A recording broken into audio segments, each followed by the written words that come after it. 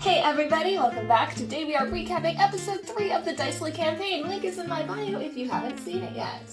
Episode 3 was our first live stream session, which was amazing. Thank you so much for everyone who came out. We had a great time. We were all super excited with the response that we got. We had people in chat the entire time. People seemed to be engaging with the story, asking questions, reacting to things that were happening. It was so much fun to see. The campaign continues every other Saturday on Twitch, so not this Saturday, but next Saturday, May 29th, is the next time you can catch us live, which gives you plenty of time to catch up on the first 3 episodes if you haven't yet. But if you're a busy beaver, I got you. We're going to recap episode 3 right now.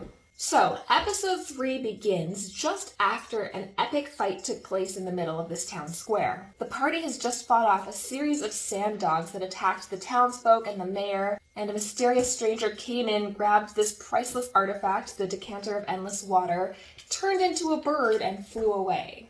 Now that's a little bit of a problem because that decanter of endless water keeps this town alive.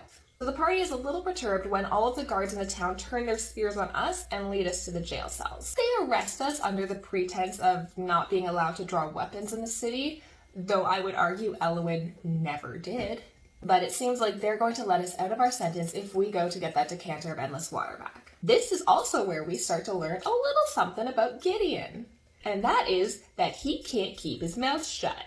I love this character trait because this is going to be both super beneficial for the party because he's not going to let people walk all over us, but also will certainly result in many, many fights. You know, he's going to keep things interesting. The time we spend kind of prepping before we go out is also kind of an interesting moment. We see that Abe doesn't remember what happened during the fight, which is interesting. So then the party preps a wagon and heads out into the desert. We have a really fun split in the party of strong characters and not strong characters. Elwyn, Rhea, and Gideon all have pretty terrible strength scores, so the 3 of us are hanging out in the wagon while the other 3 walk. But we realize very quickly that the desert is very unforgiving. I think we made 3 exhaustion checks on the way out there, and a good chunk of the party was exhausted by the time we made it to the cave. Elwyn somehow miraculously wasn't one of them. It takes us a little while, but we manage to follow the storm and follow the tracks, and it takes us towards a cave.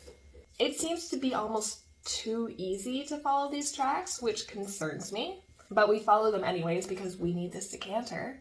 Elwyn gets to show off some more of her homebrew warlock powers and creates a telepathic link with Rhea, which allows her and Abe to sneak ahead and she can relay any information she finds back to the party. Elwyn's not the most sneaky person, really, but maybe in this party, especially when half of them are exhausted, she is. So we get up there and the decanter is kind of just sitting out in the open. I don't trust anything about this situation at all, but it kind of seems to be okay. You know, we scoop up the decanter, we bring it back, we examine it, it seems to be the real deal. And then for some unknown reason, Rhea decides to wander into the cave. As a player, of course I think we should go into the cave. But I don't know if it makes the most sense for our characters. We got the thing we came here to get. Why are we going into the cave? Who knows? But we are. So we wander into the cave and it's covered in this like sticky green goo. All we know about it is not natural. We find the corpse of this giant hyena sitting in the middle of the cave. And then, like a rat trapped in a couch, we see lumps on this creature begin to move. And then this gross bug alien thing erupts from it, and they also scurry in from the walls, and we are in combat once again. I think we all had a little bit of trouble with this fight because it was in a very confined space. This was our first time using battle maps, and I love battle maps, but it does present problems because all of a sudden things like where we are positioned really matter. And I think some of our melee fighters had trouble getting in melee range, some of the ranged fighters had trouble staying at range distance, but that's all part of the fun.